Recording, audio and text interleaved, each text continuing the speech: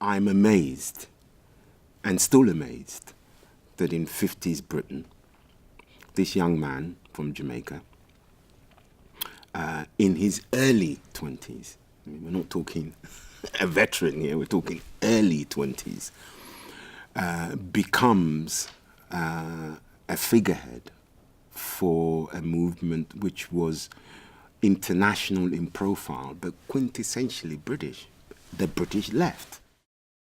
Most people who know him, certainly outside of this country, know him as an intellectual, which usually means that they've read a book or an article either by him, about him, or espousing his ideas in some ways.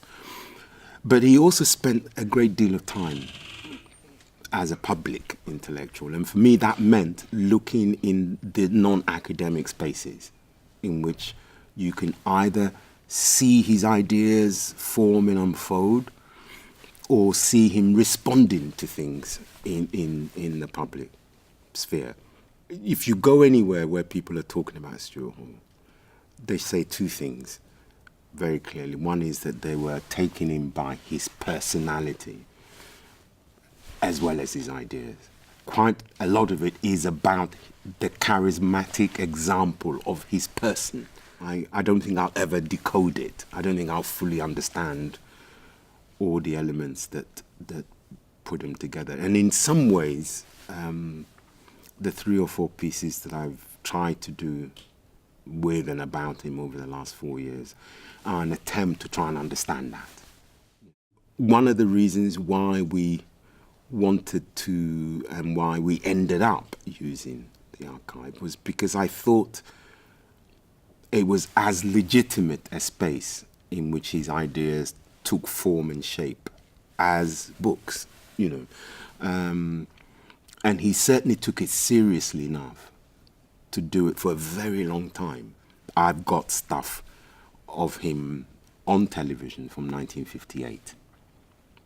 He only really becomes involved in the publication of literatures, I mean, the journal, the Universities and Left Review in 1957. So it's not an awful long time. Do you know what I mean? He was on television from the get-go. He was on television and radio from the get-go. So that seemed a very good place to look for tracking the evolution of his thinking and his ideas.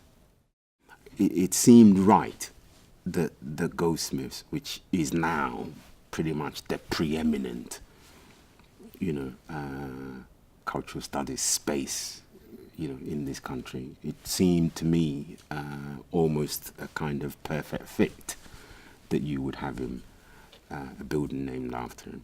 But I mean, I think it also says something about Goldsmiths itself and its evolution, because there is a building here already named after a cultural studies pioneer, you know, Richard Hoggart. And I'm not sure how many people are aware of this, but, you know, when Richard Hoggart got the job to go and set up the centre in Birmingham in '64, he called Stuart Hall, you know, who had not been, until that point, a university lecturer or a major writer. So he clearly recognised something in the work Stuart had been doing up to that point that he felt would benefit the centre, and it did.